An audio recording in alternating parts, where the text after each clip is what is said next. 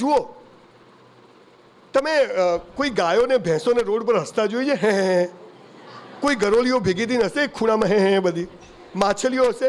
એક ઈશ્વરે મનુષ્ય એવો બનાવ્યો છે કે જેને વરદાન આપ્યું છે, તારે પૃથ્વી પર જવાનું છે, હું તને જ્યાં જન્મ આપું એને એક્સેપ્ટ કરવાનો છે, મસ્ત જીવવાનું છે, અને તું મસ્ત જીવશે, હસતો રહેજે, હું તને બધું જ આપીશ. આપણે તું ના લે તો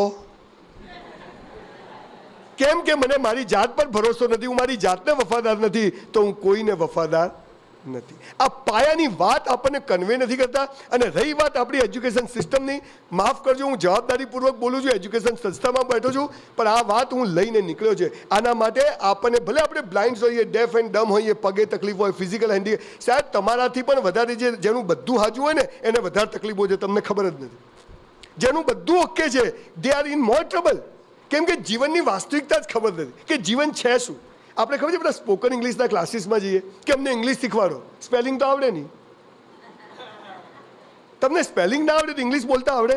તો તમારે જીવન જીવવું છે, મસ્ત જીવવું છે. ઈશ્વરે મને જ્યાં જન્મ આપ્યો, જેમ આપ્યો એની સાથે હસતા રહેવું છે, ખેલતા રહેવું છે, મસ્ત જીવવું છે. આ તો રોજ સવાર પડે ને હું શું કરું, મરી જાય ને પાર આવે, શું કરવા જીવે જ છે. રોજ સવાર પડે જેને જુઓ કોઈ મજામાં નથી. આના માટે જવાબદાર આપણી સ્કૂલો, કોલેજો અને એજ્યુકેશન સિસ્ટમ છે સાહેબ. તમે જુઓ, તમે તો અહીંયા હોસ્ટેલમાં રહેતા હશો, અહીં રહેતા હશો, કોઈ પણ સ્કૂલમાંથી બાળક સાંજે ઘરે આવે ને, દફતર ફેંકી દે, ચોપડા ફેંકી દે, મમ્મી નાસ્તો આપ, ખાઈ લે, તો બધું જ બરાબર. પણ જો છોકરો સ્કૂલથી ઘરે હસતો હસતો આવે ને, તું સ્કૂલ ગયો તો કે નહીં? કેમ કે સ્કૂલથી તો દિવેલ પીધેલો આવવો જોઈએ, ત્યાંથી હસતો ના આવવો જોઈએ. આ મા બાપની મેન્ટાલિટી. અહીં તમે તો સ્ટુડન્ટ છો, તમારા પપ્પા નક્કી કરે ને કે શું રોજ સાંજે ઘરે આવીને દિવેલ પીધેલા આવવું ને પત્નીને ફરિયાદો કરવી. આજે તો ઘરે હસતા હસતા જ જવું છે, મસ્ત ખુશખુશાલ. પતિ ઘરમાં હસતો હસતો આવે ને તો પત્ની શું કહે, ક્યાં ગયા હતા તમે? કેમ કે આ દિવેલ પીધેલો આવવો જોઈએ, હસતો ક્યાંથી આવ્યો? બધી પત્નીઓ, મમ્મીઓ નક્કી કરે કે આજે હસબન્ડ ઘરે આવે, મસ્ત જીવવું છે, હસતા રહેવું છે, એકદમ ટોપ, અને ઘરમાં આવે એટલે પાણીનો ગ્લાસ જ આપવો છે. પતિ ઘરમાં આવે ને પત્ની ગ્લાસ લઈને જાય ને, એટલે હું કોના ઘેર આવી ગયો? તમે મજામાં રહો એ કોઈને ગમતું નથી. આ પાયાની વાત જુઓ. ધર્મગુરુઓ 300 ધર્મ અને 3000 સંપ્રદાયો આપણો સત્યાનાશ કરી નાખ્યો. ડુંગળી ખવાય ને બટાકા ના ખવાય? ભગવાને જખ મારવા બનાવ્યા છે? મૂળ વાત શું છે કે હું નક્કી કરીશ. આ પાવર આપણામાં રહ્યો નથી. અને અંગ્રેજો બહુ હોશિયાર હતા. 5 વિષય દાખલ કરીને ગયા, ગણિત, વિજ્ઞાન, ભૂગોળ, ધેંકડું પૂછડું, બીજું કંઈ ભણવાનું જ નહીં.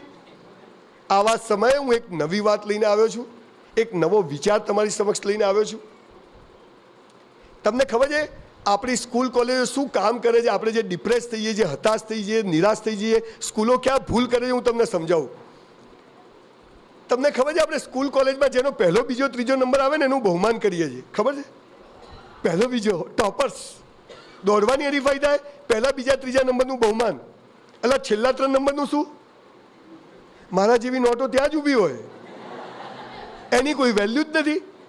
હું કહું છું પેલો છેલ્લા 3 નંબરવાળા ભાગ ના લે તો આનો નંબર આવે? મને સમજાવો. ક્લાસમાં 3 જ છોકરાને પહેલો, બીજો આવે તો ક્યાંથી નંબર લાવે? એટલે પેલા 47 છે તો તમારો 3નો નંબર આવ્યો, તો વેલ્યુ 47ની છે. પણ આપણી સ્કૂલ કોલેજો ડિવાઇડ એન્ડ રૂલના નિયમો ચાલુ રાખે છે. આપણે સાહેબ તમને ખબર છે ડૉક્ટરો, એન્જિનિયરો જરૂરી છે સમાજમાં, ચાર્ટર્ડ એકાઉન્ટન્ટ, કંપની સેક્રેટરી છે, પણ એ તો 10% લોકો જ છે. પણ બાકીના 90% તમારા મારા જેવી નોટોનું શું? એને તો એમ જ થાય આપણી તો જિંદગી પટી ગઈ, આપણે હવે નક્કામાં. એટલે સાહેબ સંજય રાવલે નિયમ કર્યો છે, હું ગુજરાતમાં ગુજરાતની સૌથી મોટી યુનિવર્સિટી બનાવવા જઈ રહ્યો છું બહુ જલ્દી. મારી યુનિવર્સિટીમાં 3 ટ્રાયલ વાળાને સૌથી પહેલા એડમિશન આપવામાં આવશે, પછી 2 ટ્રાયલ, 1 ટ્રાયલ, 35%, 36%, 40% એડમિશન ક્લોઝ. ઉપરવાળા જોઈએ જ નહીં. ચાલો તમે જાઓ. અરે પેલા ડબ્બાઓને એમ તો થવું જોઈએ ને કે સારી આપણો બી વટ છે બાપુ. તમે જુઓ પછી કેવી પિસ્તોલો તૈયાર થાય છે. હમ લાઈન में खड़ा नहीं रहेंगे, हम खड़े रहेंगे, लाइन वहीं से शुरू करेंगे. આવા છોકરાઓ પેદા કરવાની જરૂર, પણ આ થતી નથી.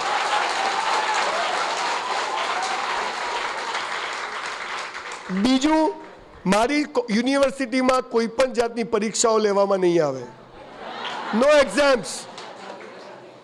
તમને કદાચ ઘણા લોકોને મારી વાત મજાક લાગે છે, પણ હું કરીને બતાવીશ, કેમ કે ઈશ્વરે મને આ વિચાર આપ્યો છે. ઈશ્વર મારા બાપાએ નથી આપ્યો વિચાર, અને ઈશ્વરે મારી અંદર જેટલા વિચારો આવ્યા એ બધા પૂરા કર્યા છે. હું એનો આભારી છું. આ વિચાર પણ એણે આપ્યો છે.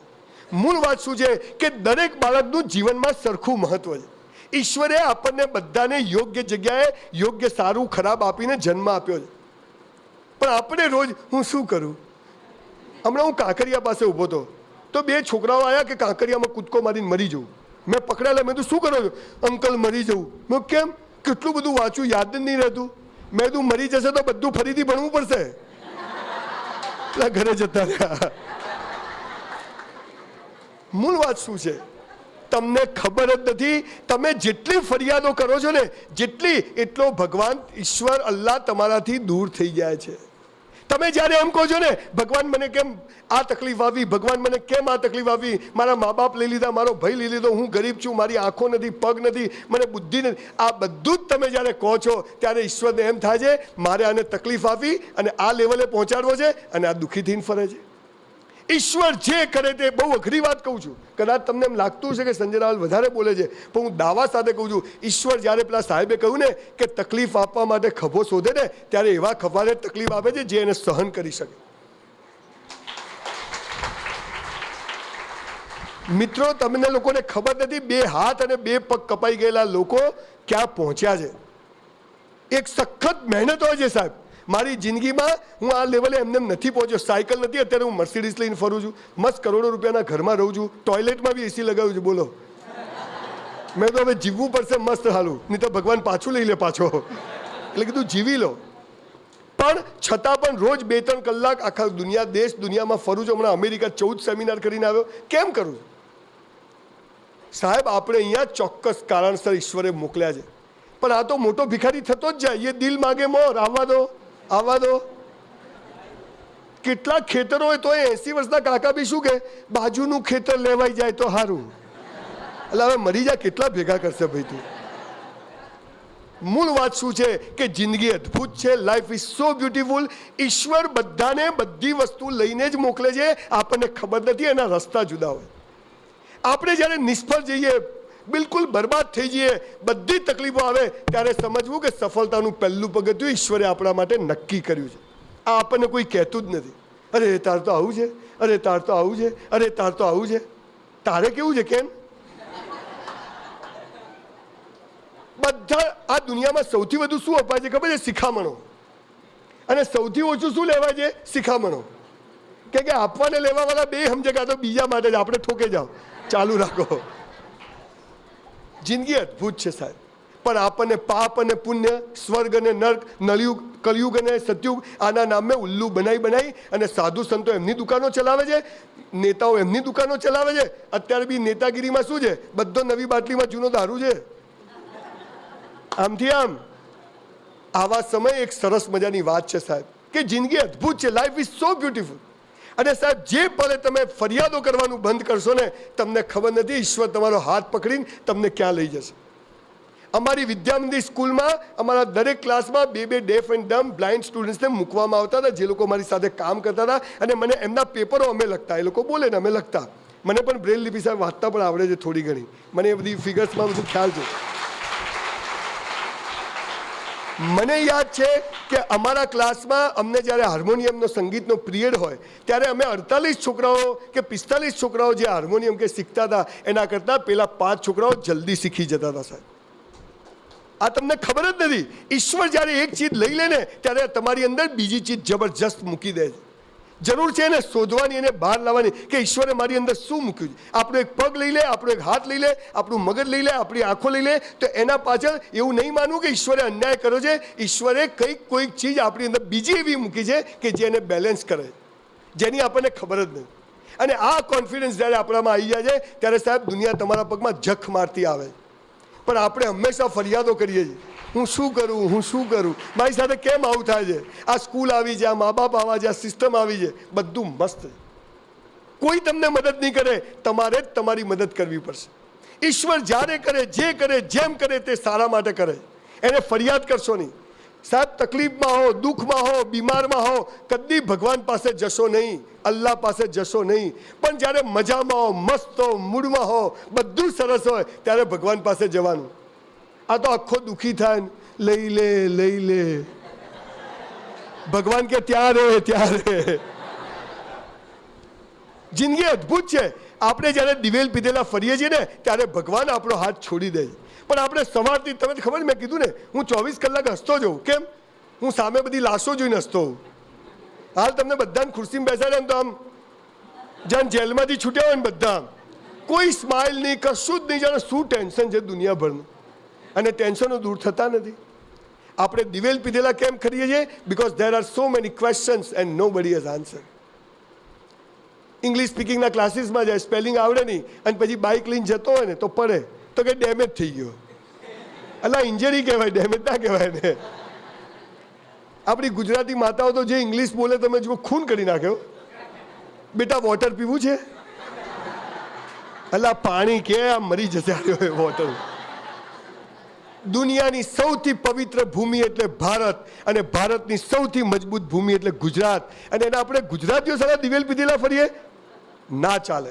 અને એટલે આટલા સેમિનાર કરું છું. દુનિયા મહિનામાં 22 દિવસ પ્રોગ્રામ કરું છું. આવતીકાલે સાલમાં છું, પરમ દિવસે ખાતરજ કોલેજમાં છું. ડેલી એક સેમિનાર કરું છું. ગળું બેસી જાય છે, પણ હું બહુ આશાવાદી માણસ છું. 7 લાખથી વધુ છોકરા છોકરીઓ મને ફોલો કરે છે, કહે છે સબ yes life is so beautiful. સાલી ખબર જ નથી. આ તો કે તું પાપી છે, તારા કર્મો આવા છે, જે ડફોળ બનાવે આપણને. તમને ખબર છે પાપ અને પુણ્યની વ્યાખ્યા શું છે? હું તમને કહું. તમે જોજો, પપ્પા મમ્મી બહાર જાય ને તો નવા કપડાં પહેરશો, એકદમ અપ ટુ ડેટ, આમ એકદમ સાડી ડ્રેસ બધું નવું. અને ઘરમાં તો કામવાળી કઈ ઘરવાળી કઈ ખબર જ ના પડે. ગાઉનનો કલર ઉડી ગયો હોય, પપ્પા હોય તો ગંજીમાંથી શ્રીલંકા દેખાતું હોય, અને બહાર જાય એટલે હિરોઈન. એટલે બીજાને બતાવવા પહેરવાના કપડાં. We are hypocrites. આપણે બધું જીવન બીજાને બતાવવા જીવીએ છીએ. સાહેબ સંજય રાવલની પાપ અને પુણ્યની એક જ લીટીની વ્યાખ્યા છે દોસ્તો. જે કંઈ તમે બીજાને બતાવવા કરો ને એ બધું પાપ, અને પોતાને બતાવવા કરો ને એ પુણ્ય. આટલી જ વ્યાખ્યા છે. આપણને ખબર જ નહીં. જૂઠું બોલો તો પાપ લાગે. જૂઠું એટલે શું? સાલા તને સીધું પડે એ જૂઠું? જૂઠું જ કશું છે જ નહીં, સાચું કશું છે જ નહીં. મૂળ વાત એ છે કે મારા જૂઠ બોલવાથી કોઈનો ફાયદો થતો હોય તો એ જૂઠ છે નહીં. આ સાલી પાયાની વાતો જ નથી સમજાવતા. સ્વર્ગ અને નર્ક, આ અમેરિકાવાળા મંગળ સુધી ફર્યા, ક્યાંય સ્વર્ગ નર્ક આવતું જ નથી. બધે ફર્યા.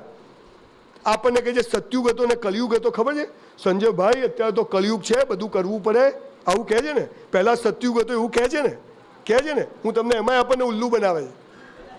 રામ આપણા ભગવાન છે, રામ આપણા આદર્શ છે. એમની વાઈફને કોણ ઉપાડી ગયું? બોલો, અત્યારે નરેન્દ્રભાઈની વાઈફને કોઈ ઉપાડી જાય? એટલે અત્યારે સ્વર્ગ સતયુગ છે, પહેલા કલયુગ હતો. સલા ઉલ્લુ બનાવે. એક ચીજ, યંગ છોકરા છોકરીઓ મારી પાસે આવે છે. તમે નસીબદાર છો કે આટલી મોટી સંસ્થા તમારા બધા જેવા સ્ટુડન્ટ્સ માટે કામ કરે. મારી પાસે યંગ છોકરાઓ આવે, સાહેબ મરી જવું. મેં તો કેમ? પેલીએ મને ના પાડી. બોલો, મેં તું લટકી જા પંખા હાથે, આમ હું પૂરું, એમાં શું? કાં તો પેલા પ્લગમાં 2 આંગળી ઘાલ દેવાની. આ જિંદગી છે. આના માટે ઈશ્વરે જન્મ આપ્યો છે. ગઈકાલે એક છોકરી મારી ઓફિસમાં 2 કલાક રડે, ધ્રુસકે મારે એટલું કામ. મને કે સર અહીંથી નીકળી નથી કે મરી નથી. મેં તો તું મરી નથી તો મારા જેવો ખરાબ કોઈ નથી. અત્યારે એનો ફોન આવે કે ડેડી આઈ એમ હેપી. જિંદગી મસ્ત છે સર. પણ આપણને ફરિયાદો, મુશ્કેલીઓ, તકલીફો ઈશ્વર કેમ આપે છે એ સાલું કોઈ કહેતું નથી. સાલા સ્કૂલ કોલેજોમાં જે ભણાવે ને જીવનમાં કામ ના આવે, અને જીવનમાં જે કામ આવે સાલા સ્કૂલોમાં શીખવાડે નહીં. લોચો તો રહેવાનો. મને એમ કહો, તમે કંઈ ધંધો ચાલુ કરો ને ધંધામાં નુકસાન જાય તો શું કરવાનું? કોઈ સ્કૂલમાં શીખવાડે છે? અથવા મારી પત્ની મારું કેવું ના કરે તો કેવી રીતે શું કરવું શીખવાડે છે? અથવા પતિ હાજે દારૂ પીને આવે તો કેવી રીતે ધુલાઈ કરવાની શીખવાડે છે? તો સાલા જે કામનું છે તો શીખવાડતા જ નથી. મૂળ વાત શું છે કે અંગ્રેજો બહુ હોશિયાર હતા. એ 5 વિષય દાખલ કરીને ગયા દેશમાં કે આ દેશને બરબાદ કરવો હોય તો એક જ થિયરી વાપરો: ગણિત, વિજ્ઞાન, ભૂગોળ, ઢેંકણું પૂછડું. બીજું કશું ભણવાનું જ નહીં.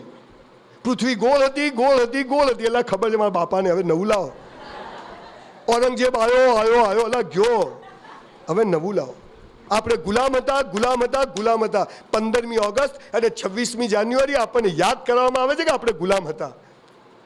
આ બંધ કરવાની જરૂર છે. આખી નવી એક બાળક સ્કૂલ કોલેજમાંથી બહાર નીકળે ને તો એને એમ થવું જોઈએ કે yes I am the best creation of God. એને બદલે એને તો શું થાય? લોચો. આ એજ્યુકેશન સિસ્ટમ 65 કરોડ યુવાનો છે આ દેશ પાસે. સાલો એક ગોલ્ડ મેડલ નથી આવતો ઓલિમ્પિકમાં. આટલા માટે રહી જાય સાલું દર સાલ આપણે. અને પેલા કાળિયાઓ આવડો દેશ હોય 25 ગોલ્ડ મેડલ 10 ગોલ્ડ મેડલ. પેલા જાપાન ચાઇના વાળા આવડા છે આપણે આટલે આવે સાલા 50-100 ગોલ્ડ મેડલ લાવે અને આપણે રહી ગયું. સરકારો ચાહતી નથી કે તમારો વિકાસ થાય. સરકારો ચાહતી નથી કે આ યુવાનો મજબૂત થાય. અને એટલે એજ્યુકેશન સિસ્ટમ આવી જ ચાલવાની.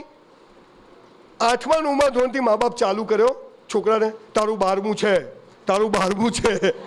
પેલો વાળ ખેંચી કે 12મું છે શું સારું